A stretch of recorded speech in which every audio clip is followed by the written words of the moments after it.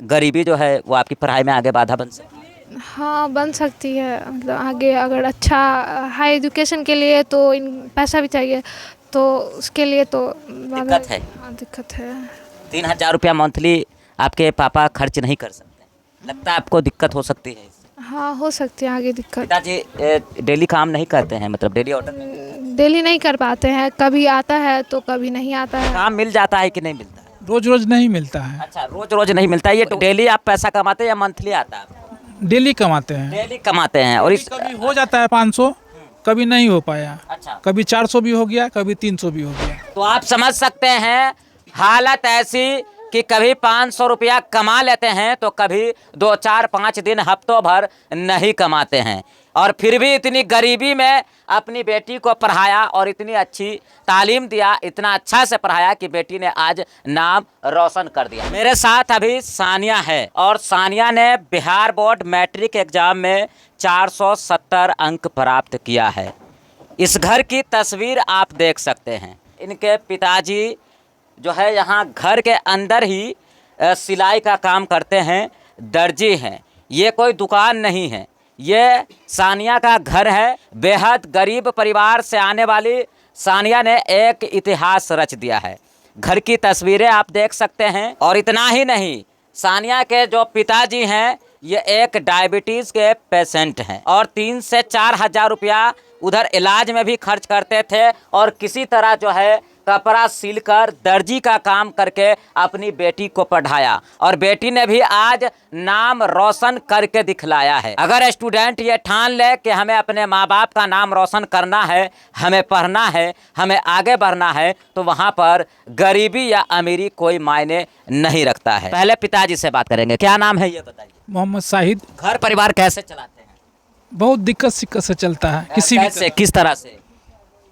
ये सिलाई करके चलाते हैं। सिलाई के लिए कोई दुकान नहीं है कहीं पे? नहीं, दुकान नहीं है मेरा। ये घर है जिसमें आप कपड़ा सिलते हैं? ये मेरा घर है। अच्छा, कितना मंथली कमा लेते हैं? वही 12 से 14 हज़ार, वही मंथली। बहुत बहुत हो गया। 12-14 हज़ार रुपये वो भी बहुत हो गया। बहुत। अच्छा, घर में और कितने कितने परिवार हैं? परिवार में कितने लोग हैं? 2 लड़की और 2 हम, एक परिवार है, एक हम है। अच्छा, मतलब 4 लोगों का परिवार है। जी, 4 लोग का परिवार है। तो मतलब दुकान उकान नहीं है कहीं पर? नहीं, उतना बजट तो नहीं। यहाँ का आपके घर पर लोग कपड़ा देने कैसे आते हैं? हम कपड़ा लेने जाते हैं दुकान से। हाँ, दुकान से मांग के लाते हैं, और वहाँ सीते हैं, वहाँ पहुँचाते हैं, हमको मजदूरी मिलता है। अच्छा, मजदूरी मिलता है? जी जी जी। अच्छा, मतलब दुकान जाते हैं आप, और कपड़ा लाते हैं, सिलते हैं, फिर उसको पहुँचाते हैं? हाँ, तब वहाँ से मजदूरी हमको मिलता है। अच्छा, कब से सिलाई का काम कर रहे हैं? हम 1994 से ही कर रहे हैं। बहुत पहले से कर रहे हैं। जी, जी, जी। अच्छा, तो ये बताइए कि आज आपकी बेटी ने 470 अंक प्राप्त की है, तो कितनी खुशी मिल रही है? कहीं ना कहीं पूरे जिला भर में अपना नाम रोशन की है, आप लोगों का नाम रोशन किया। बहुत खुशी है इस बात का। बहुत खुशी है। किस तरह इसको पढ़ाते थे? ट्यूशन फी, स्कूल फी कैसे देते थे? सो तो बच्चा खुद जानती है हमारे हालात को, क्योंकि बचपन से तो हम इसको पाले पोसे हैं। कैसे पाले पोसे हैं, सो तो खुद ही जानती है वो। किस तरह इसका फीस हमने भरते थे और देते थे। कैसे भरते थे, ये हम जानना चाहते हैं, लोग भी जानना कभी जो है 4 महीना 5 महीना फीस का हो गया, तो कभी दवाई का खर्च में से दवा नहीं खाएं, उसका फीस भर दिए।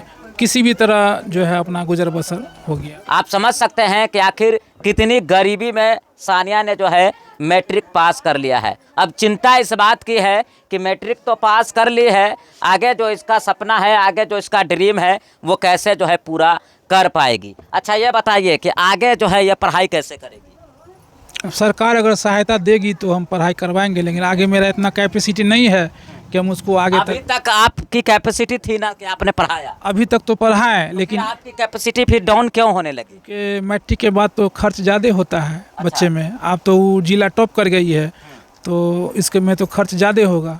तो इसी कसमकस में हम है कि हमको कुछ अगर सरकार की तरफ से लाभ मिलता है तो बच्चे को पढ़ा देंगे। काम मिल जाता है कि नहीं मिलता है? रोज रोज नहीं मिलता है। अच्छा, रोज रोज नहीं मिलता है। ये डेली आप पैसा कमाते हैं या मंथली आता है?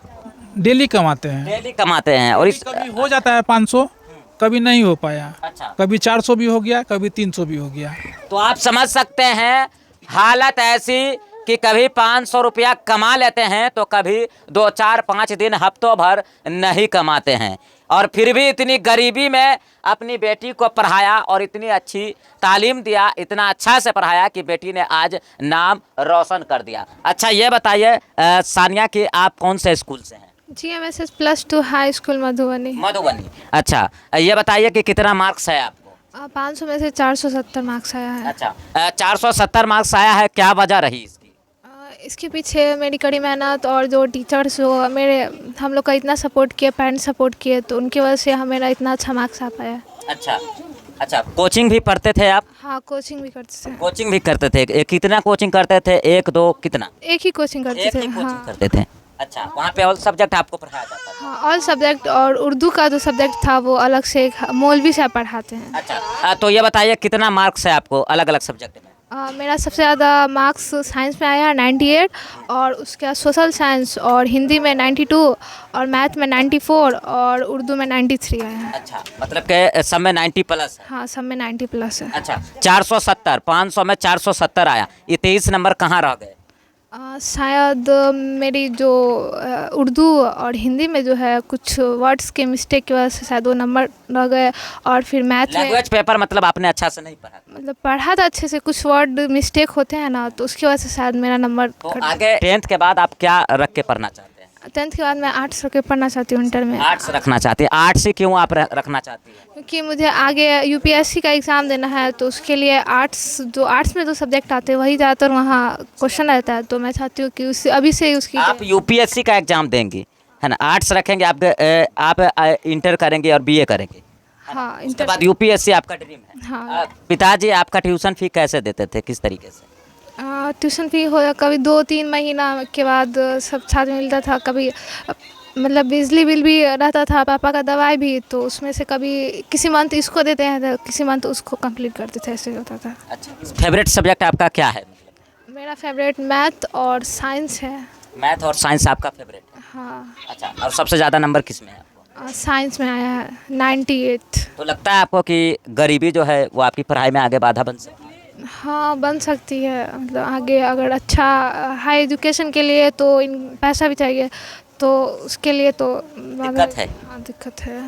3000 रुपया मंथली आपके पापा खर्च नहीं कर सकते, लगता है आपको दिक्कत हो सकती है इससे? हाँ, हो सकती है आगे दिक्कत। पिताजी डेली काम नहीं करते हैं, मतलब डेली ऑर्डर? डेली नहीं कर पाते हैं, कभी आता है तो कभी नहीं आता है, ऐसे होता है।